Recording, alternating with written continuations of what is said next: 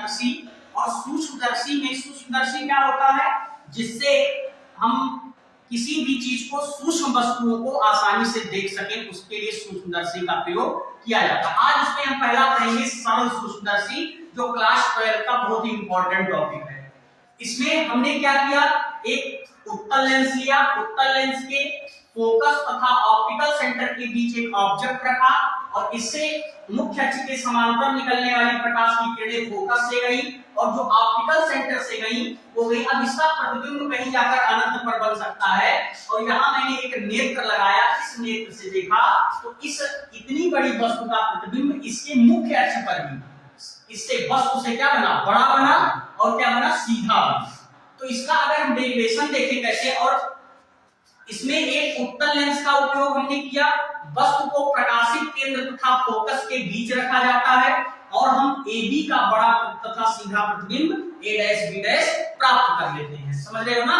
तो M बराबर क्या हुआ, अभी हमने आपको बताया दर्शन कोण और स्पष्ट दृष्टि की न्यूनतम दूरी द्वारा आंखों पर बना कोण बीटा बटे अल्फा।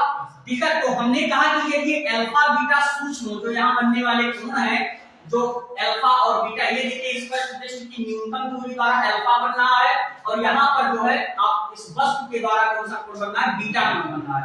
यदि अल्फा बीटा सूक्ष्म हो तो tan अल्फा बराबर tan अल्फा और बीटा बराबर tan बीटा। तो अल्फा का मान हमने निकाला AB बटे BO, क्योंकि अल्फा का मान यहाँ से हम फाइंड कर सकते हैं AB लंब बटे आधार, AB बटे BO, और बीटा का मान हमने क्या निकाला, AB बटे U, क्योंकि प्रकाश किरणों की विपरीत दिशा में U का मान क्या है, ऋणात्मक है। और उसके बाद हमने इसका मान रख दिया तो हमें आवर्धन क्या प्राप्त हुआ, M बराबर D बाई U। इसके बाद हमने लेंस का फार्मूला लगाया और लेंस के फार्मूले से हमने देखा कि 1/u का मान 1/f + 1/b प्राप्त होता है और ये मान हमने इसमें रखा तो हमें जो आवर्धन का मान मिला वो मिला d जो है स्पष्ट दृष्टि की न्यूनतम दूरी 1/f + 1/b। ये फार्मूला बहुत इंपॉर्टेंट है। और उसके बाद हमने विशेष कंडीशन लिया कि यदि प्रतिबिंब स्पष्ट दृष्टि की न्यूनतम दूरी पर ही बन जाए तो उस कंडीशन में जो ये b है वो किसके बराबर हो जाएगा, d के बराबर हो जाएगा और हमें मिला n बराबर 1 + d/f।